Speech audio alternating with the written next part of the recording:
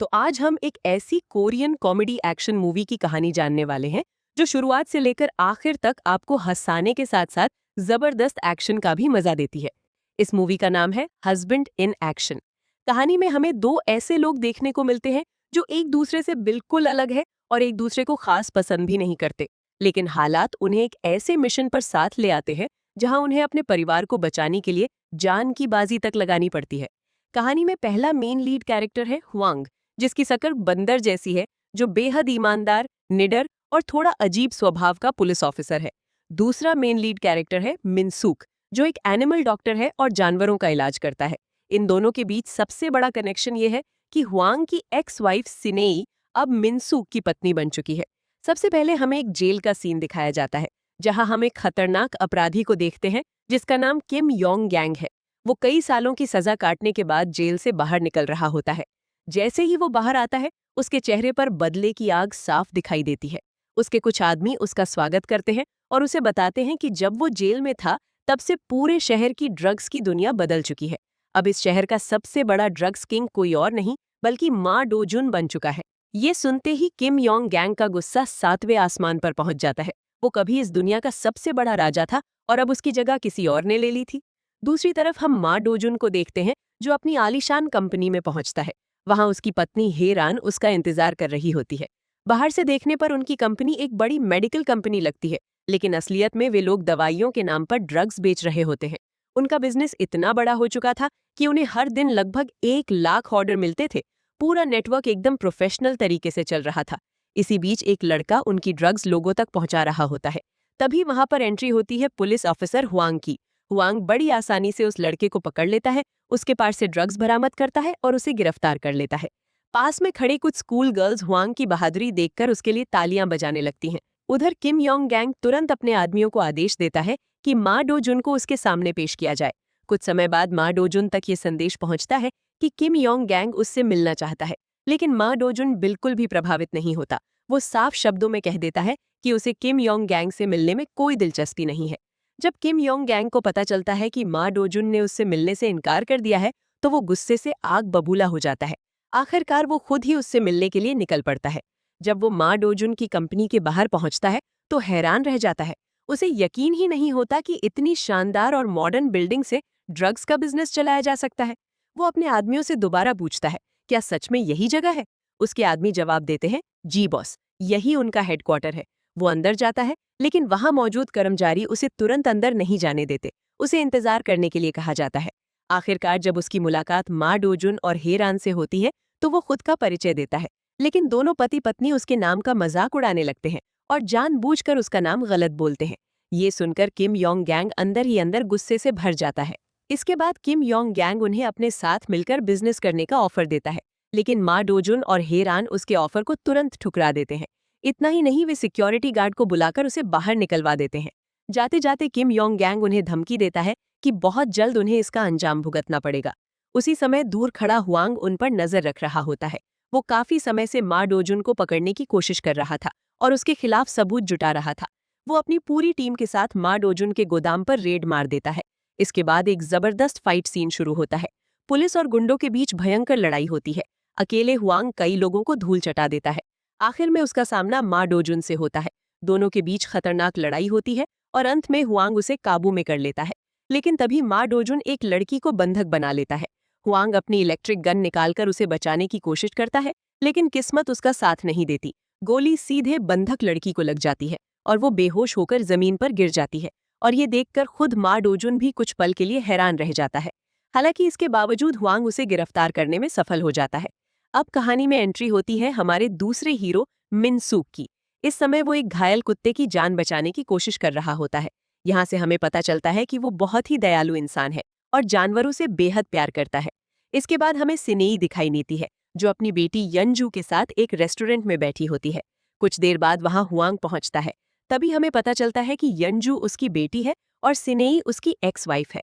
यहाँ हमें ये भी पता चलता है कि सिनेई का जो करंट हस्बैंड है, वो कोई और नहीं बल्कि मिनसूक है। हुआंग हर रविवार अपनी बेटी से मिलने आता है। हुआंग अपनी बेटी के लिए एक स्मार्ट वॉच लाया होता है, लेकिन यंजू उसे बताती है कि मिनसूक पहले ही उसे वैसी ही वॉच गिफ्ट कर चुका है। ये सुनकर हुआंग थोड़ा निराश हो जाता है, तभी यंजू अपनी बप्पा को अपनी क्यूट स्माइल दिखाने को कहती है और फिर वो अपनी क्यूट स्माइल दिखाता है, जिसको देखकर यंजू बहुत ज्यादा खुश हो जाती है। फिर हम हुआंग को देखते हैं जो कि पुलिस स्टेशन में होता है और यहाँ हमें पता चलता है कि डिवोर्स के बाद वो पुलिस स्टेशन में ही रहता है और पुलिस स्टेशन को ही अपना घर बना लिया है। उधर न्यूज चैनलों में हुआंग की वो गलती दिखाई जा रही होती है जिसमें उसकी इलेक्ट्रिक गन का शॉट बंधक लड़की को लग गया था। लेकिन हुआंग को ऐसे कुछ खास फर्क नहीं पड़ता और वो अपने एक टीम मेंबर के साथ वहां से जा रहा होता है। लेकिन वे लोग देखते हैं कि वही रिपोर्टर जो आरा हुआंग से मिलने का वेट कर रही थी। हालांकि जो आरा उससे कहता है कि वो उसकी बात का बुरा न माने, उसे टीआरपी के लिए ये करना पड़ता है। यहाँ हमें ये भी पता चलता है कि जो आरा के दिल में हुआंग के लिए कुछ फीलिंग्स भी हैं। कुछ समय बाद यंजू के स्कूल में एक एनुअल फंक्शन होने वाला होता है। हुआंग वहां पहुंचता है और देखता है कि डैड लिखी कुर्सी पर मिनसूक बैठा हुआ है। इसके बाद दोनों उस कुर्सी को लेकर बच्चों जैसी लड़ाई करने लगते हैं। आखिर में दोनों आधी आधी सीट शेयर करते हैं। ये सीन काफी मजेदार होता है, लेकिन इसी दौरान कहानी में बड़ा ट्विस्ट आता है। सिनेई अपनी बेटी यंजू के साथ स्कूल जा रही होती है। रास्ते में ट्रैफिक में फंसने के कारण वो गाड़ी रोकती है और कुछ देर के लिए वॉशरूम चली जाती है। तभी कुछ लोग वहां आते हैं और यंजू को किडनैप कर लेते हैं।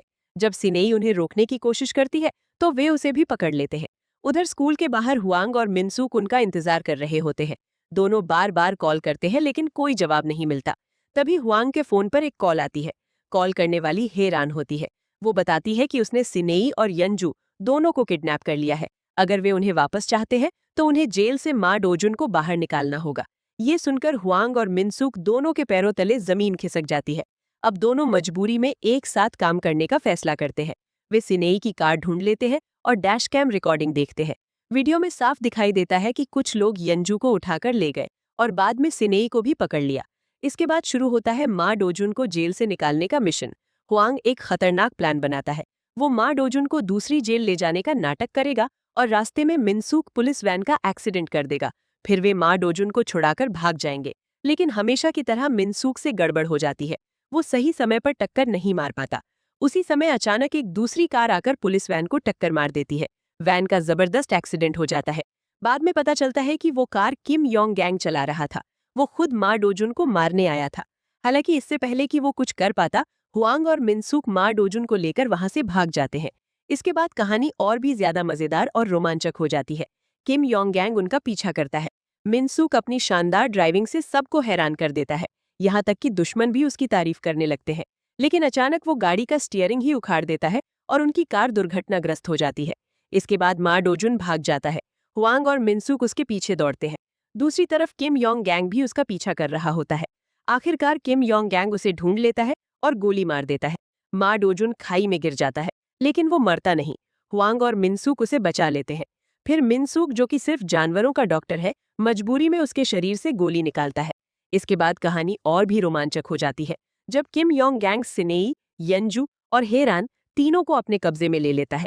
हुआंग और मिनसूक भी उसके जाल में फंस जाते हैं और एक ठंडे कमरे में बांध दिए जाते हैं। लेकिन दोनों हार नहीं मानते। वे किसी तरह खुद को आजाद करते हैं। फिर क्लाइमेक्स में एक विशाल फाइट सीन शुरू होता है। मा डोजुन, हुआंग, मिनसूक, हेरान, सिनेई और यहाँ तक कि रिपोर्टर जो आरा भी इस लड़ाई का हिस्सा बन जाते हैं। काफी संघर्ष के बाद आखिरकार हुआंग किम योंग गैंग को हरा देता है। वो उसे गिरफ्तार कर लेता है और सभी बंधकों को बचा लिया जाता है। लेकिन तभी पता चलता है कि यंजू गलती से एक बड़े बोट के अंदर छिपी हुई है, जिसे मा डोजुन और हेरान लेकर भाग रहे हैं। हुआंग और मिनसूक पैराशूट की मदद से उनका पीछा करते हैं। आखिरकार वे यंजू को सुरक्षित बचा लेते हैं। फिल्म के अंत में हम देखते हैं कि यंजू के स्कूल फंक्शन में हुआंग, मिनसूक और सिनेई एक साथ मौजूद है। हुआंग और मिनसूक अब पहले की तरह दुश्मन नहीं, बल्कि अच्छे दोस्त बन चुके हैं। वहीं हुआंग और रिपोर्टर जो आरा के बीच भी रोमांटिक केमिस्ट्री देखने को मिलती है। अंतिम सीन में किम योंग गैंग का एक आदमी एयरपोर्ट पर किसी का इंतजार कर रहा होता है। तभी वहां एक रहस्यमयी महिला आती है। बाद में पता चलता है कि वो किम योंग गैंग की पत्नी है। वो अपने पति के बारे में पूछती है और यहीं पर फिल्म खत्म हो जाती है। तो दोस्तों, आपको ये मजेदार कॉमेडी एक्शन फिल्म कैसी लगी? हमें कमेंट करके जरूर बताइए। अगर आपको ये एक्सप्लेनेशन पसंद आई हो तो वीडियो को लाइक करना बिल्कुल मत भूलिएगा और ऐसे ही शानदार मूवी एक्सप्लेनर देखने के लिए चैनल को सब्सक्राइब जरूर कर लीजिए। मैं मिलती हूँ आपसे अगली वीडियो में। तब तक के लिए टाटा बाय बाय।